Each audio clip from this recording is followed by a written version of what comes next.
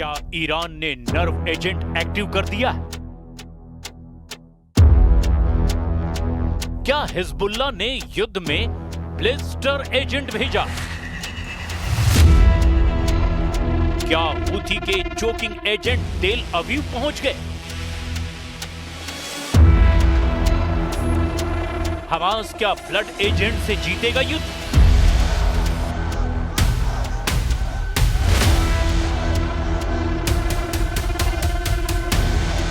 ऐसे एजेंट जो एक झटके में लाशों का ढेर लगा देते हैं, मौत का वो दूसरा नाम जिसके हमले से कोई नहीं बच सकता।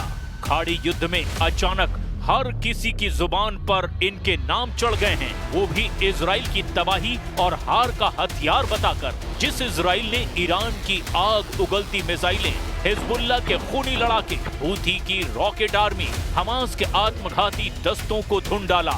जिस इजराइल ने सभी दुश्मनों के घर में घुसकर मारा, मतलब जिसने सिर उठाया, इजराइल ने उसे कुचल दिया।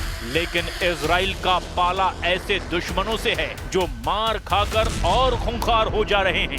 अब तक बारूदी हथियारों से युद्ध लड़ रहे लड़ाका ग्रुप्स ने सबसे भयानक युद्ध का ट्रेलर दिखाया है।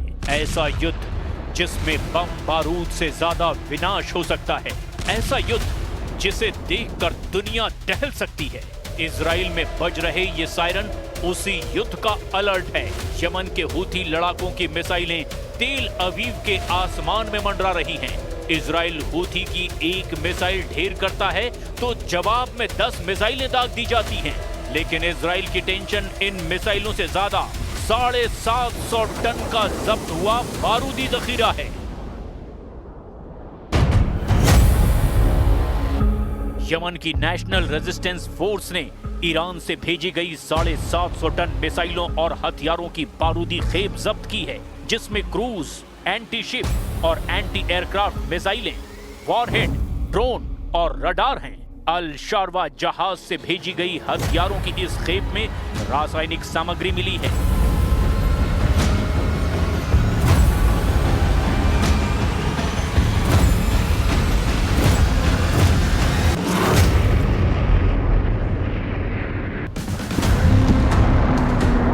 तो क्या ईरान समर्थित लड़ाका ग्रुप केमिकल हथियारों से इजराइल को दहलाने के लिए रेडी हैं? क्या होगा जब केमिकल युद्ध शुरू होगा? बेहद खौफनाक होते हैं केमिकल हथियार के हमले। ईरान इराक युद्ध में हल्लाफजा नरसंहार इसे कुछ हद तक बता पाया है, जब हल्लाफजा शहर पर मस्टर्ड गैस और नर्व्स एजेंट के हमले में कुछ ही सेकंड में 5000 लोग मारे गए थे।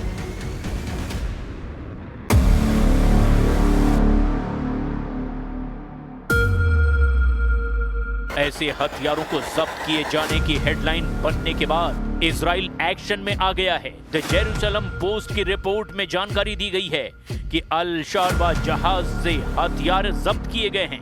उसके चालक दल ने हूथी लड़ाकों को रासायनिक हथियार सप्लाई की बात कबूल की है।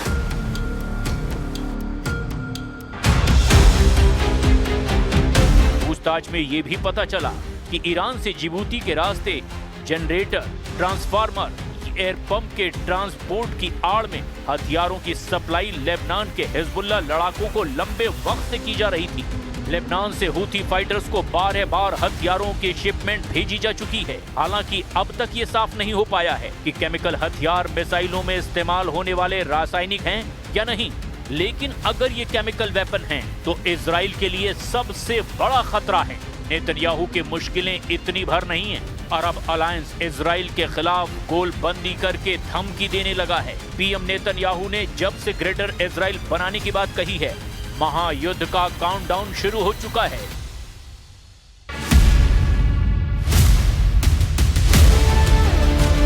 नेतन्याहू के बयान ने अरब लीग में खलबली मचा दी है। जॉर्डन जैसे देश ने भी नेतन्याहू का विरोध शुरू कर दिया है। सऊदी अरब, कतर, जॉर्डन, फिलिस्तीनी अथॉरिटी और अब अरब लीग ने नेतन्याहू के ग्रेटर इजराइल मिशन के खिलाफ हल्ला बोल दिया है। नेतन्याहू के ग्रेटर इजराइल प्रोजेक्ट के कट्टर विरोधी तुर्की के राष्ट्रपति हैं। एर्दोआन ने नेतन्याहू के जवाब में अपना अलग साम्राज्य बनाने का ख्वाब भी देख रखा है। एक तरफ नेतन्याहू का ग्रेटर इजराइल प्रोजेक्ट है और दूसरी तरफ है एर्दोआन का ऑटोमन साम्राज्य का ख्वाब। और इन दोनों इंटरनेशनल साजिशों को लेकर इस वक्त 2025 की सबसे बड़ी टक्कर होती नजर आ रही है। Suriye'nin parçalanmasına hangi kisveyle olursa olsun üniter yapısının bozulmasına rıza göstermeyiz. Bu konuda bir risk görürsek gerekli adımları süratle atarız.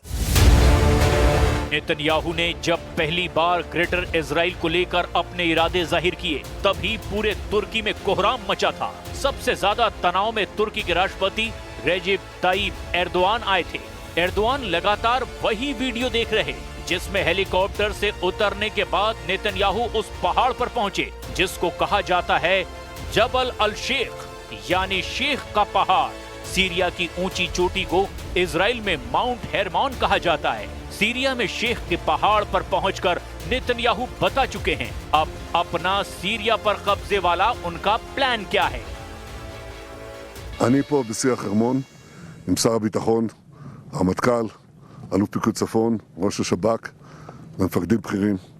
אנחנו פה בחיתוך מצב כדי להחליט על היערכות ישראל במקום החשוב הזה עד שימצא סידור אחר שמבטיח את ביטחון ישראל. Erdogan की बड़ी ख्वाहिश है कि अखंड तुर्की बनाया जाए, सीरिया के उन इलाकों पर कब्जा किया जाए जो ऑटोमन साम्राज्य के दौरान उनकी जद में रहे हैं। इसमें सीरिया के इदलिब, अलेप्पो, दमिश्क और रक्का जैसे शहर भी शामिल हैं जिन पर एर्दोआन की नजरें गड़ी हुई है।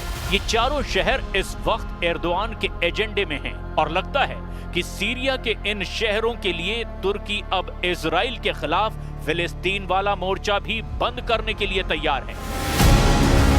क्या एर्दोआन का ये रवैया फिलिस्तीन के सबसे बड़े समर्थक ईरान और सीरिया के बीच युद्ध करा सकता है? क्या ये युद्ध वर्ल्ड वॉर में तब्दील हो सकता है?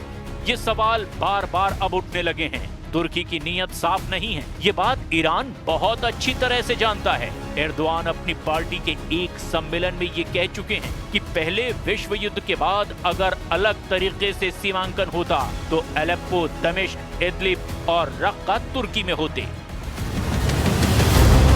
पहले विश्व युद्ध में ऑटोमन साम्राज्य का नक्शा देखिए। पूरा लेबनान, फिलिस्तीन, सीरिया और इराक का बड़ा हिस्सा, यहाँ तक कि पश्चिमी और पूर्वी सऊदी अरब तक ऑटोमन एम्पायर तक फैला हुआ था। इसीलिए मैप देखकर एर्दोआन की कसक रह रहकर बाहर आती है, जबकि ये नक्शा देखकर सऊदी अरब भी चौकन्ना हो गया है।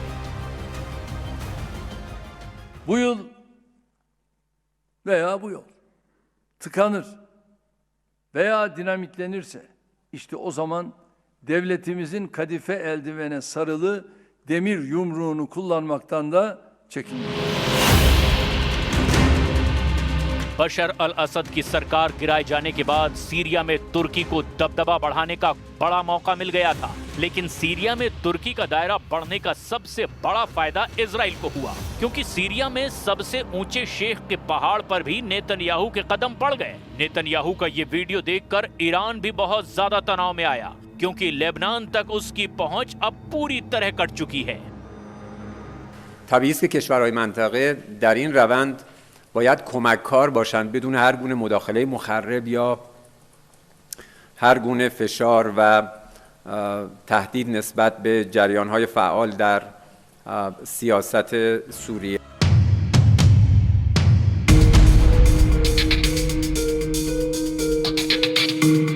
इसमें कोई शक नहीं कि शेख के पहाड़ पर पहुंचे नेतन्याहू ने एर्दोआन के प्लान की हवा निकाल दी थी। तब से तुर्की तो नेतन्याहू के ग्रेटर इजराइल के विरोध में मुखर नहीं हो पा रहा, लेकिन अब की बार अरब लीग मोर्चा संभाल रही है।